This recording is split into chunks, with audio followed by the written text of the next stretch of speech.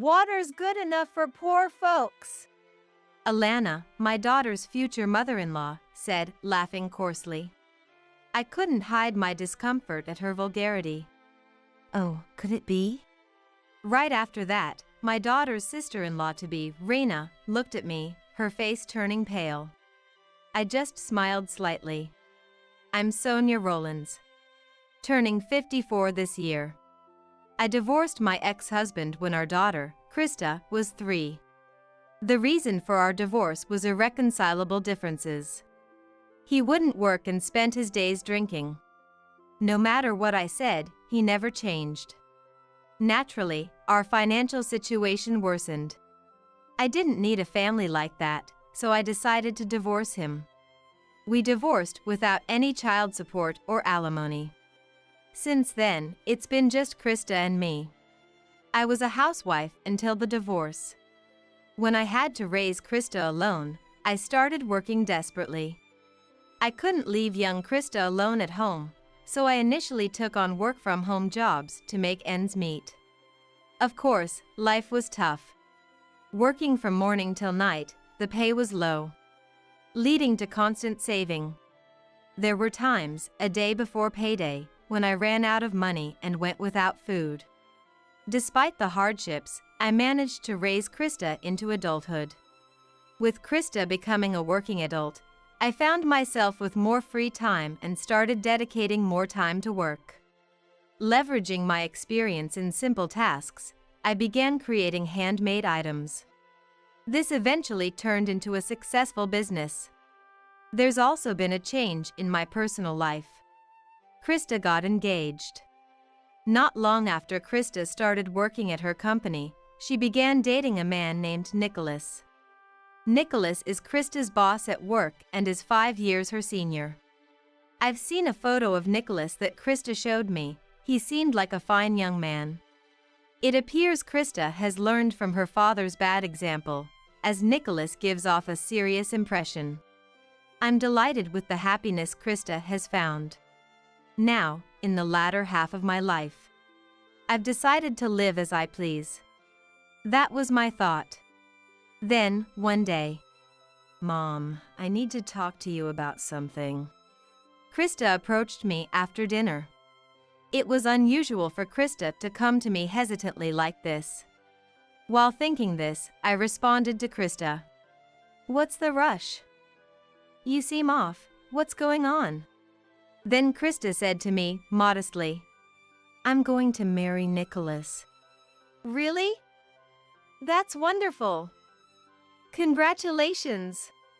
Since I haven't actually met Nicholas, I don't know what kind of person he is. I hoped he would be just like the person in the photo. I'm glad you feel that way, Mom. I was worried you might oppose it. Krista seemed relieved that I didn't oppose her decision.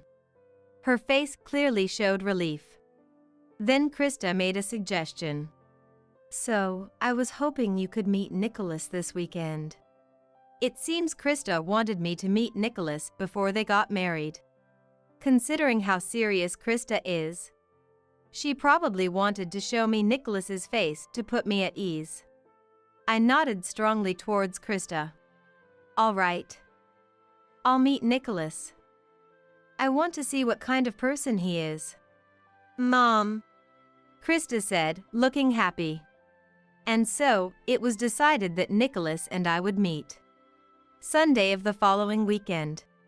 I was waiting at home for Krista and him. It was just before 11 a.m. It wouldn't be long until Krista brought Nicholas over. Then, at that moment, the doorbell rang. Yes. When I opened the door, there stood Krista and Nicholas. Nice to meet you.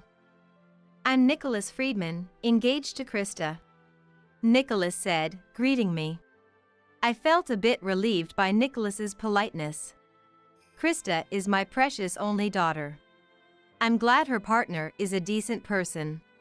Please come in, I said, inviting Krista and Nicholas into the house. Nicholas still seemed like a fine young man after entering our home. He brought famous brand sweets as a gift. and he shared the story of how he and Krista met with a smile. "Nicholas, stop it. You're embarrassing me," Krista said, blushing, addressing Nicholas. Seeing Krista like this felt fresh to me. However, the warm atmosphere changed in the next moment. "By the way, is your father at work today?" Nicholas asked, looking around curiously. His expression was somewhat puzzled.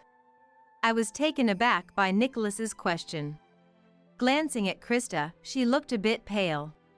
She probably hadn't told Nicholas about being raised by a single mother.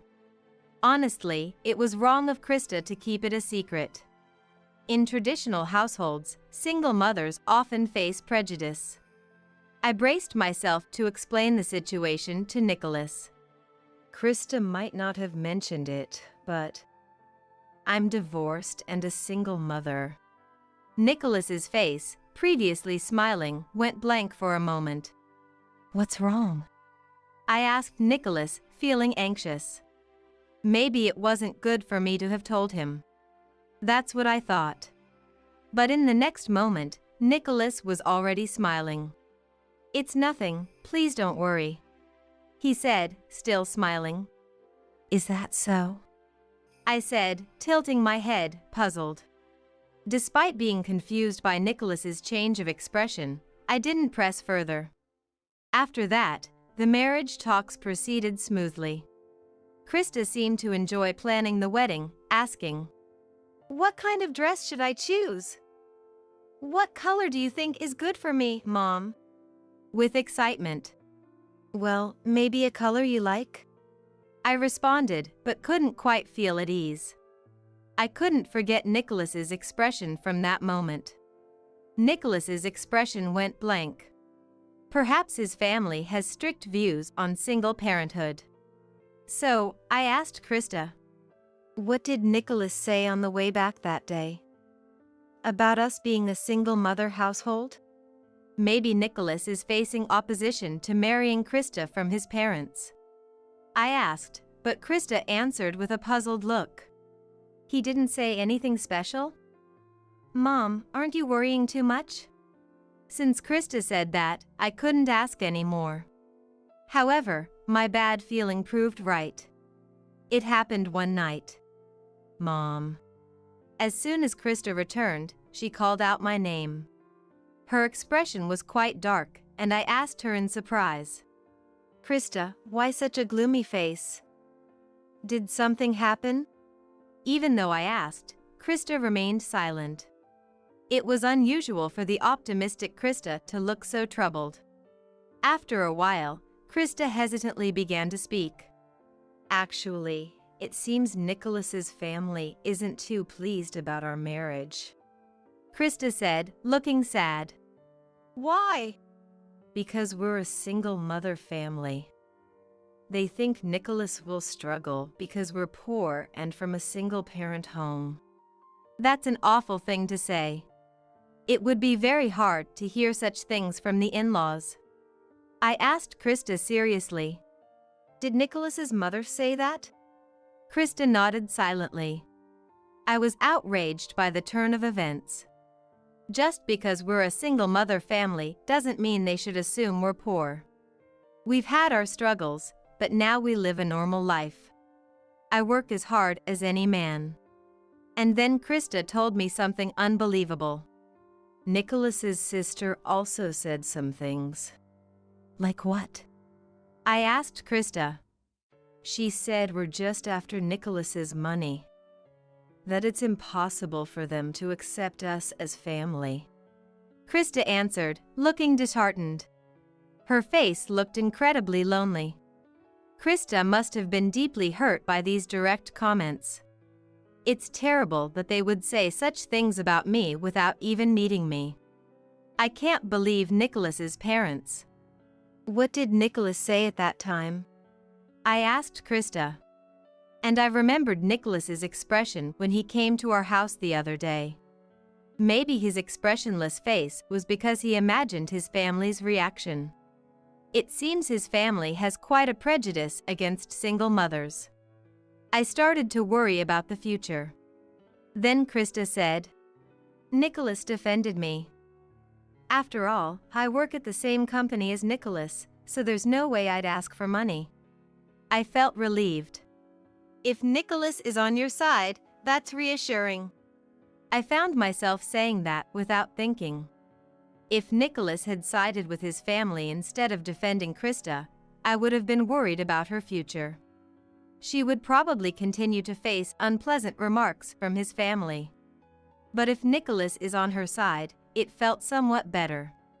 A few days later, Krista suggested having a family meeting with Nicholas's family before the wedding. Mom, I want to have a family meeting with Nicholas's family before the wedding. I'm really sorry.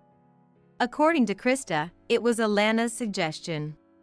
You should greet your fiance's parents at least once.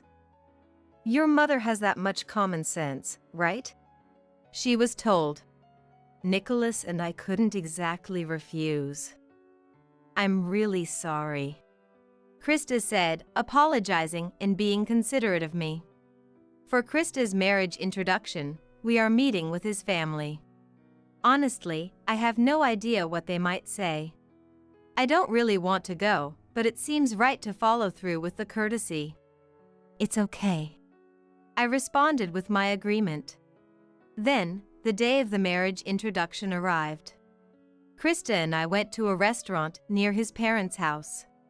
The reason for a restaurant, as Krista told me, was because Alana had said, "We can't have you in our house when you're not married yet. There's a fine dining restaurant nearby, that will do, won't it?" The restaurant Alana chose charges $300 per person for a course meal. I go there occasionally for business, but hardly ever privately. I was puzzled by Alana's choice of restaurant. It seems Alana had also chosen a cafe near their house for Krista's first greeting to the family. Moreover, Krista ended up paying for Alana's meal as well. According to Alana, "It's only natural since you're becoming my son's wife." Apparently, Nicholas reimbursed the meal cost later. Why does Alana act so arrogantly, even though she's the one inviting us for the marriage greeting? I couldn't help but feel uncomfortable. But if I, as Krista's mother, refuse now, Krista will surely be criticized for being rude. After getting married, Krista might end up feeling uncomfortable. So, reluctantly, I accepted the proposal. Then, I put on light makeup and headed to the designated place. I usually wear full makeup for work, but I thought it best to keep it understated today. My outfit was also much more modest than usual. A flashy outfit might give them the impression that I'm extravagant. Given that we're already being accused of being after Nicholas's money, a modest outfit seemed wise. With these thoughts, Krista and I entered the upscale restaurant and were led by the staff to a private room. Upon opening the door, Nicholas and his family were there. "Krista, Sonia, thank you for coming today." Nicholas greeted us politely. "Thank you as well for today." I also expressed my gratitude to Nicholas. Then I faced father-in-law Kevin, mother-in-law Lana, and sister-in-law Raina. His parents and Raina smirked unpleasantly and looked down on Krista and me. It was clear at a glance that we were not welcomed by his family. I greeted them with heightened wariness. "Thank you for giving us your precious time today. I'm Sonia, Krista's mother. It's a pleasure to meet you." Then Alana said with a nasty smile, "I'd rather not have any further association, you know." "Mom!" Nicholas admonished Alana, but she didn't seem to care. "Just being from a single-parent family is problematic enough. You must be struggling with money. Even your clothes are so plain." Alana scrutinized my outfit from top to bottom and said. Then she laughed mockingly. My attempt to dress modestly had backfired. Raina also hurled insults while laughing. "You could have married someone decent." Poor Nicholas, stuck with a poor mother and daughter. I was irritated by Raina's comment. Such remarks were too rude for a first meeting. But I couldn't disrupt Krista's marriage. "Excuse me." I reluctantly took my seat. Perhaps because I didn't retort. The in-laws looked at me as if they found me amusing. Krista looked at me with concern. Nicholas seemed a bit angry at his family's lack of manners. His brows were furrowed. Unaware of his demeanor, Alana was in high spirits. "Today, we've reserved a course meal. It's $300. Alana excitedly told Reina. "Really? I'm looking forward to it because the courses here are so expensive. We have to eat a lot." Reina was giddy with excitement.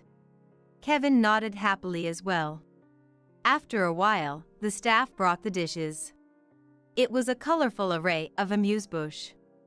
At this restaurant, 3 types of amuse-bouche are served on one plate. They all looked very delicious. But in front of me, there was only water. I was about to call the staff back, but they had already left the room. Only the water was left in front of me, a stark reminder. Nicholas looked at the scene, dumbfounded. Reina, knowing what was happening, laughed mockingly. Krista noticed it too and said with concern, "Mom." Then, in the next moment, Alana laughed nastily. "Poor people are fine with just water," Alana said, laughing crudely. I showed my discomfort at her vulgarity. "What does this mean?" I asked Alana. The in-laws had called us to this restaurant. Yet, they had no intention of hosting us properly. I was quite irritated inside. Alana glanced at me, then laughed as if she was pleased. Even though I was angry, she didn't seem to care. She seemed to enjoy it, actually. "Oh? Not only are you a poor single mother, but are you also stupid? Did you really think someone worthless like you would be welcomed?" Alana hurled insults at me. Kevin nodded as if it was to be expected. "Don't you feel ashamed to be a single parent? A woman who was left by her husband, you're full of flaws. A plain woman like you becomes unnecessary, right?" Kevin said, laughing crudely. It wasn't that my ex-husband left me, but Kevin's assumption was unilateral. I truly thought this was unbelievable as a human being. Reina also laughed joyfully. "I don't want to end up like Krista's mother. Working for low wages even though she's a woman. It's really pitiful without any feminine charm." While saying this, she looked down on me. "Mom, I'm sorry." Krista looked like she was about to cry. She must feel responsible for putting me in this difficult situation. Krista was looking down. I had reached my limit of patience. Being looked down upon like this, I couldn't stay quiet any longer. It might be time to fight back. At that moment, "Enough already! All of you ganging up on Krista's mother. Aren't you ashamed as adults?" Nicholas yelled loudly. I was surprised that Nicholas stood up for me. "Nicholas." Krista also looked surprised. Nicholas was red-faced and angry at his family. However, Alana and the others showed no remorse. Alana, still laughing joyfully, said, "There's no need to defend poor people. Why is Nicholas getting so angry?" Kevin nodded significantly. Nicholas's words seemed to have no effect on them. I could only be dumbfounded by his parents. They must lack common sense. It might be time for a counterattack. I had a last resort that would surprise the in-laws. At that moment, Reina started to look at my face. I ended up glaring at Reina. Then Reina muttered, "Oh, could it be?" Right after that, Reina looked at me and her face turned pale. It seems she finally realized who I really am. I let out a slight smile. Reina, looking at me, was trembling. "No way." Noticing her reaction, Kevin asked Reina with a puzzled look, What's wrong with you? You've been acting strange for a while. Alana also looked at Reina, surprised. You're as pale as a ghost. Are you feeling okay? Alana spoke to Reina with concern. Still, Reina's trembling didn't stop. Given the truth, Reina realized it's understandable. Then Reina asked Kevin. Dad, your company is Globe Crafts, right? Reina looked at Kevin, seeking confirmation.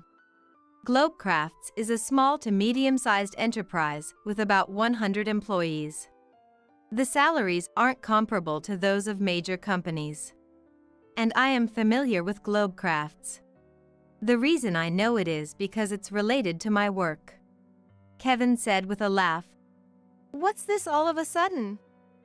I might look like this, but I'm working hard as the sales manager. And Kevin continued. I used my connections to hire you as a part-time worker in our company, didn't I? Be grateful. Kevin said, laughing. That's right.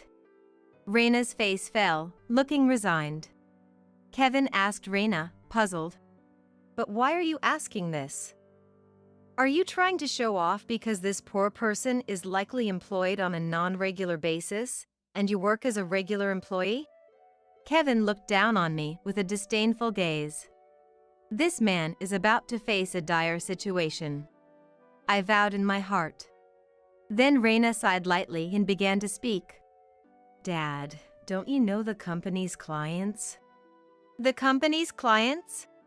Kevin asked, puzzled. Alana looked stunned. Being a housewife, she didn't seem to understand much. Reina hesitantly explained. I've met Krista's mother before. Inside the company. She was wearing more makeup then, and I didn't recognize her right away. Kevin seemed confused. What do you mean inside the company? I'm sure I remember the faces of the employees, including part-timers, but there's no older woman like that? I frowned at being called an older woman. But it seems Kevin was too preoccupied to notice. Trying desperately to remember as he heard inside the company. However, I haven't spoken directly to Kevin, so it's understandable if he doesn't remember. As I thought this, Reina began to apologize. Krista's mother! I'm really sorry for what happened. Seeing Reina's behavior, the in-laws began to get agitated. Why apologize? There's no need to say sorry to such a poor person. Alana said. That's right. Don't you have any pride? Apologizing to a poor person like this. Kevin shouted at Reina. Reina glared sharply at her parents. Dad, Mom. Krista's mother is actually very wealthy. Much more than Dad could ever be. What did you say? Kevin glared at Reina. Being told such a thing by his own daughter must have been unexpected. Alana, too, reacted to Reina's statement with, How could you say that? Screaming almost hysterically. Reina said with a resigned attitude. Because Krista's mother is the president. I've served her tea in the company's reception room. You know Roland's Bags, right? Kevin froze upon hearing that name. Then he turned his neck to look at me. I deliberately smiled. Kevin's face turned pale. Roland's Bags. Isn't that the brand the president finally convinced for a collaboration that's supposed to happen? Then Alana screamed. Roland's Bags, that's the one with bags in department stores, right? Even my bag is from there. Alana said, looking over her bag multiple times. When we entered this restaurant's private room, I noticed a familiar bag. Alana was holding it carefully under her chair. It's a breach of manners in a high-end restaurant, but it must be her favorite bag. I told Alana with a smile. That's a magazine giveaway, isn't it? I'm honored that you're using my brand. Alana's face turned red. Then she looked down, embarrassed.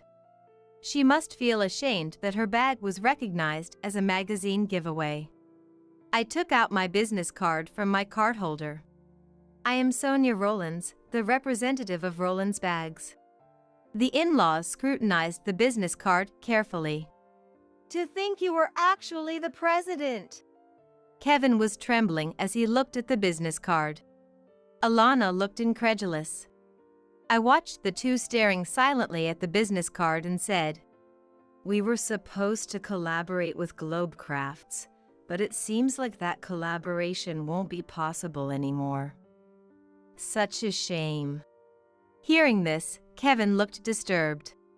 Why? That collaboration is the most important project the president has been working on. If we cancel it, our company will, Kevin said, trembling with fear. "What's going on?" Alana asked Kevin, confused. The truth is, Globe Crafts is in a precarious financial situation. Compared to the past, fewer people are making handmade items. When I was young, my mother used to sew everything by hand. But now, cheap ready-made products are abundant, probably a sign of the times. Globe Crafts has been hit hard by this trend, with sales declining year by year.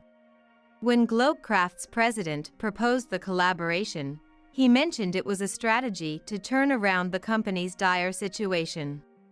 However, I have collaborated with many famous brands. So, honestly, I wasn't very interested in collaborating with a small to medium-sized enterprise like Globe Crafts. Initially, I declined the president's proposal, but eventually, I was persuaded by his enthusiasm and agreed. We decided to collaborate with Globe Crafts to make bags. But now, that's a thing of the past. Kevin was trembling. He must be terrified of what's to come. Ignoring Kevin, I quietly said, "The collaboration with Globe Crafts didn't seem to offer much benefit. I was just moved by the president's enthusiasm. But a company that looks down on Krista." I stared at Kevin with a cold gaze. Kevin was sweating under my stare. Then, in the next moment, he apologized to me. "What?" While Alana was confused by Kevin's apology, he desperately sought my forgiveness. Krista and Nicholas were also surprised by Kevin's apology. "I'm truly sorry." Kevin is apologizing, clearly not caring about how it looks. To me, Kevin's apology doesn't resonate at all. After all, an apology that comes only after he realizes my position is just to protect himself. There's no genuine remorse there. I spoke with a chillingly cold voice. "An apology now? After you've looked down on Krista and me all this time? To think that an apology would suffice after all this." Kevin's mindset must be overly optimistic. Then, realizing that his apology wouldn't turn the situation around, Kevin quickly stood up. It was merely a performance after all. Alana, looking bewildered at me, said, "We're going to be family, so you'll forgive us, right?" She said that flippantly, looking at me. Then Alana continued, "I'm a big fan of Rollins Bags. Since we're family, I'll get some products for free, right?" Alana looked at me with hopeful eyes. I was so appalled that I couldn't say anything. "Mom, that's too convenient," Nicholas said, frowning and sternly admonishing her. Even for Alana, that comment was too far beyond the pale. But Alana, seemingly not understanding, said, "Why not? There must be plenty of stock, right? It wouldn't hurt to give away a few." Getting into a worse mood, Kevin and Raina looked at Alana with dismay. I told Alana, "Our products are not free to give away. After all, you are strangers to us." Alana looked frustrated at my words.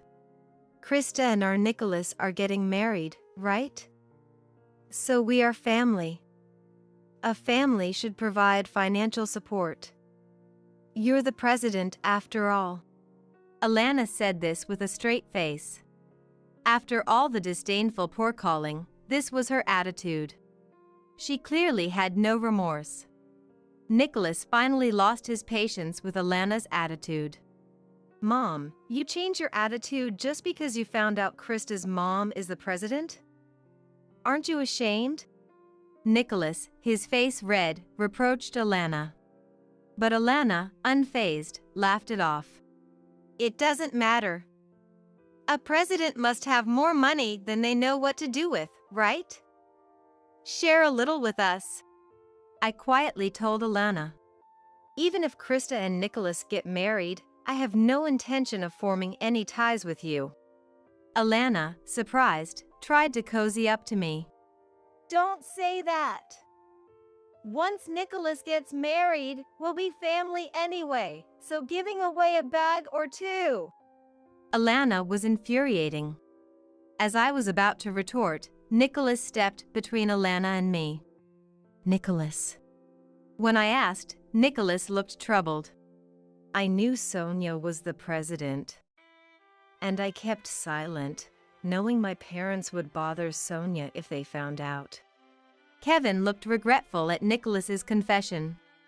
You knew? If you had told me, I would have. If you had known, you'd act just like Mom, right?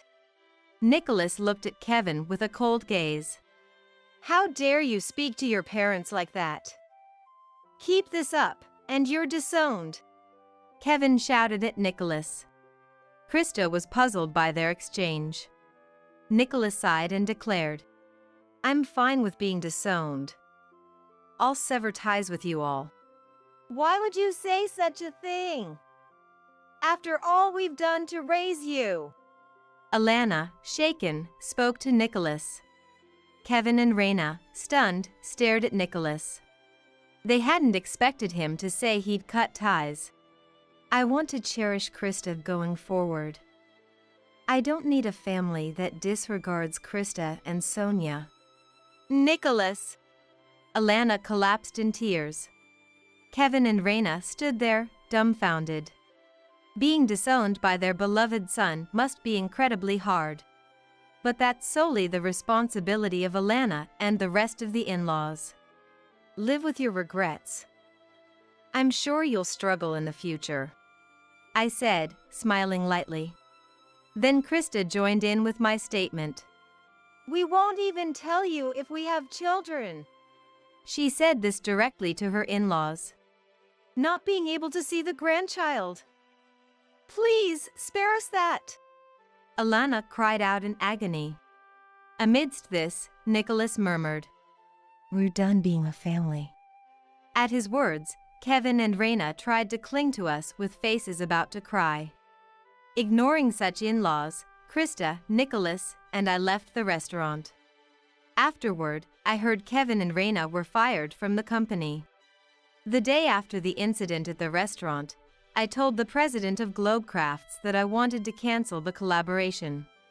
The president tried to persuade me several times, but I refused. I cannot collaborate with a company that harbors individuals capable of such disdain.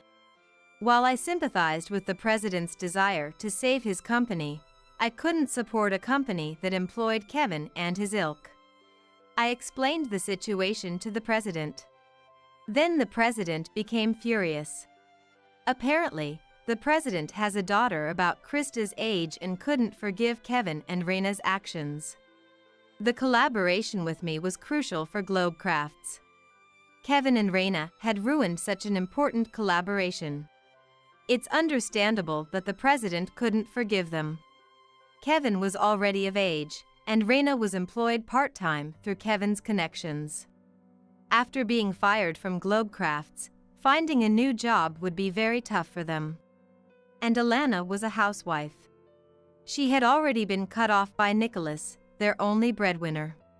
Once, the in-laws came directly to our company to negotiate. Please collaborate with Globecrafts. If you do, the president will rehire me.